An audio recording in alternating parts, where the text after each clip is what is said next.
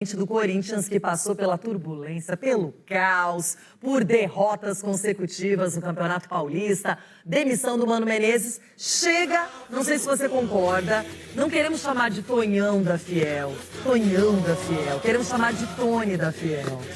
Tony da Fiel. Ele chegou, 3 jogos já sem perder, 2 vitórias e um empate heróico. O que você tá rindo? O que você tá rindo? É mais elegante, Tony da Fiel. O que eu quero? Eu quero Antônio de Oliveira, tá bom. Deu não deu bem. Apenas 11 dias separaram os últimos 2 clássicos do Corinthians. Entre a derrota para o Santos por 1-0 na Vila em 7 de fevereiro, quando a equipe chegou a 5 derrotas consecutivas, e o empate heróico desse domingo no derby, com 2 a menos e golaço no último lance, para delírio e festa nos vestiários da Arena Barueri. Menos de 2 semanas bastaram para uma transformação completa, no brio da equipe e nos resultados, tendo como personagem principal Antônio Oliveira. Deu-me para entender aquilo que eu já sabia quando aceitei estar nesta cadeira, de que tenho um grupo com caráter, um grupo personalizado e só um grupo de grande qualidade. Podemos literalmente dividir o timão entre pré e pós Antônio Oliveira. Antes, com Thiago Kozlowski e Mano Menezes, foram 6 partidas, com 5 derrotas, apenas 3 gols marcados e 8 sofridos. Agora, com o português, o inverso. 3 jogos de invencibilidade, 2 vitórias e 1 empate, com 8 gols feitos e apenas 3 sofridos. Muito dessa melhora ofensiva tem a ver com Yuri Alberto. O atacante balançou as redes nas últimas 3 partidas, marca que ele não alcançava desde novembro de 2022. Há 1 ano e 3 meses. O grande problema é que o camisa 9 teve uma fissura detectada na costela depois da joelhada do zagueiro Murilo e vai perder os próximos jogos. Pedro Raul, com uma lesão na coxa direita, segue fora desde a vitória contra a Portuguesa. Então, Arthur Souza, campeão da Copinha, pode ganhar oportunidades. Já o goleiro Cássio sofreu um trauma no lado direito do quadril e vai ser reavaliado diariamente. É dúvida para a partida dessa quinta pela Copa do Brasil, primeira fase contra o Cianorte no Paraná, possivelmente com Maicon e Fagner 100% recuperados. Além disso, a diretoria tem tudo acertado para trazer o zagueiro Kaká, de 24 anos.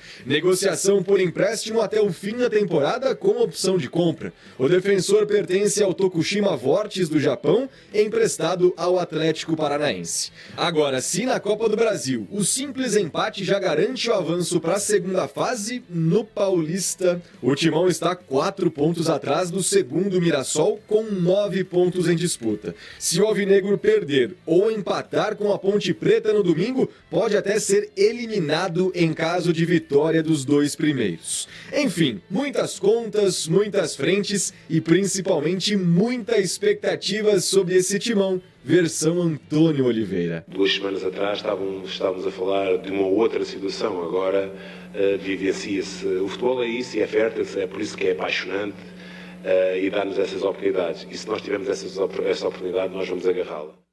Aqui é Corinthians. É impressionante como ele já tem deixado uma boa impressão. E isso é importante, mudou o ambiente, os jogadores estão mais leves. Dá para perceber que as decisões em campo também funcionam.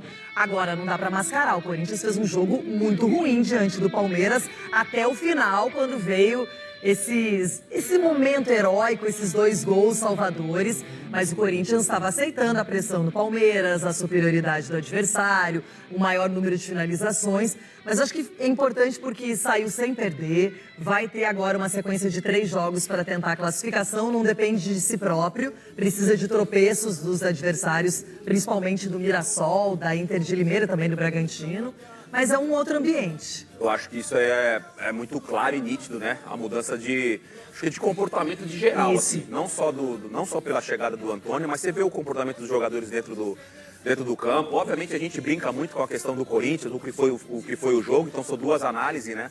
A gente brinca muito em relação a, poxa, eles conseguiram o empate, não sei o quê, jogaram nada e tal. Mas você foi muito bem, pro Corinthians foi muito importante a busca da forma que eles buscaram, né? O empate com 2 jogadores a menos, e isso fortalece internamente o ambiente. Isso faz que os caras acreditem mais neles, né?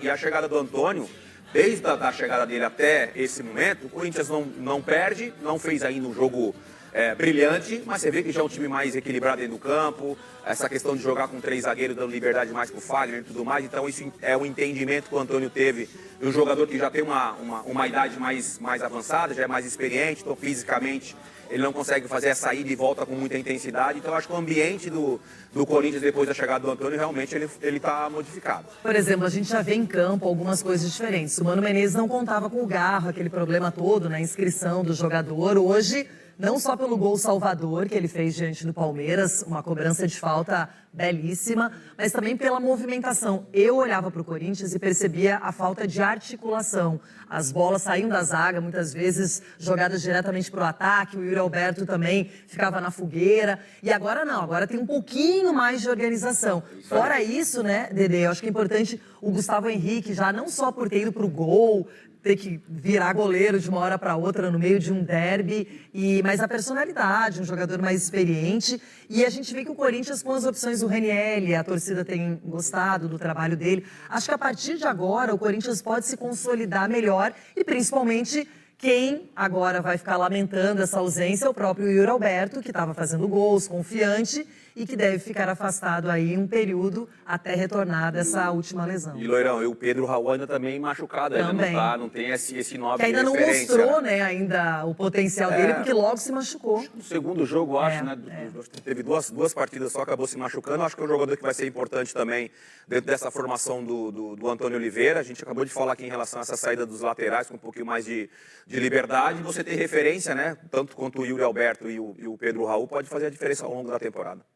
Agora, falando de Corinthians, se complicou sozinho no Campeonato Paulista, não é? Porque hoje eu vejo uma competição muito igual. Olha o São Paulo. Quem diria que o São Paulo estaria sofrendo, mesmo com um jogo a menos, o grupo D, São Bernardo e Novo Horizontino brigando ali lado a lado. O grupo do Corinthians super disputado também, com exceção do grupo do Santos, que aí, entre o Santos e a Portuguesa, o Ituano e também o Santo André, tem uma distância longa. Sim. Mas o campeonato está muito igual. Então o Corinthians vai ter que vencer seus 3 próximos jogos, fazer os seus resultados contra a Ponte, não é? Também vai jogar contra o Santo André e termina com o Água Santa. E aí olhar para os outros, para ver o que Mirassol e Inter de Limeira podem tropeçar. Até esse momento o Santos é o único classificado. É o Bragantino, né? também, o Santos é o único classificado até esse só momento o Santos. do Campeonato Paulista. Você vê o quão difícil é o Campeonato Paulista. Os times, por exemplo, menores, né, com todo o respeito, começam a treinar antes, então fisicamente sempre estão um pouquinho à frente dos principais clubes do futebol paulista. E aí quando você começa a sentir um pouco da competição, praticamente você não consegue a classificação. O caso do Corinthians, para mim, é o melhor exemplo disso. Apesar da grandeza do Corinthians, demorou se adaptar a esse Campeonato Paulista. Tanto é que você falou agora, são 3 jogos que faltam para o Corinthians e mesmo conseguindo as vitórias, precisa depender de outros resultados, uma combinação de resultados. Ó, aqui tá tudo muito igual, é grupo C do Campeonato Paulista, Bragantino com 15, o Mirassol tem o melhor ataque da competição, com 16 gols, tem 14 pontos. A Inter de Limeira tem 13, um jogo a menos diante do São Paulo, que acontece no dia 28 de fevereiro, e aí o Corinthians com 10 pontos. Então, na verdade, o Corinthians tem que fazer os seus resultados e torcer por tropeços dos adversários. Essa é a dificuldade. Aí o torcedor corintiano pensa, poxa, por que não veio o Antônio antes, né? Um pouquinho antes, 2 ou 3 rodadas antes.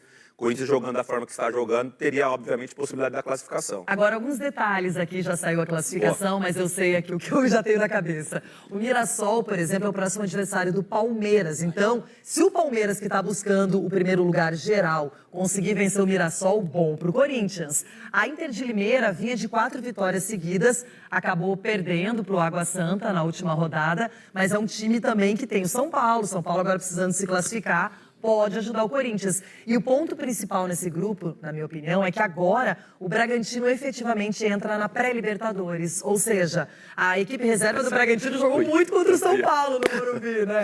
Mas, enfim, o Bragantino tem um outro objetivo também, além desse grupo. Eu ia falar justamente isso. Eu acho que não significa muita coisa não, porque o time reserva deu um sufoco no São Paulo. Mas deixou o São Paulo virar e depois empatou no finalzinho, foi jogaço. Agora, quem tá meio nervoso lá em Minas Gerais? O Timão está finalizando os preparativos para acertar a vinda do defensor Kaká, atualmente no Atlético Paranaense. Com 24 anos, o atleta é propriedade do Tokushima Vortis, equipe japonesa. A previsão é que Kaká se una ao Corinthians por meio de um empréstimo que se estende até dezembro deste ano, incluindo uma cláusula de opção de compra ao final do período de empréstimo. Os termos específicos para a aquisição dos direitos econômicos do jogador estão em fase de negociação. Para se transferir ao Corinthians, Kaká encerrará seu contrato de empréstimo atual com o Atlético Paranaense, sendo então redirecionado pela equipe Tokushima Vortis. Essa notícia foi reportada inicialmente pela ESPN. A cláusula de rescisão do jogador está fixada em 6 milhões de dólares, o que equivale a aproximadamente quase 30 milhões na taxa de câmbio atual. E aí? Você acha que é uma boa opção para o Corinthians? Deixe seu comentário aí.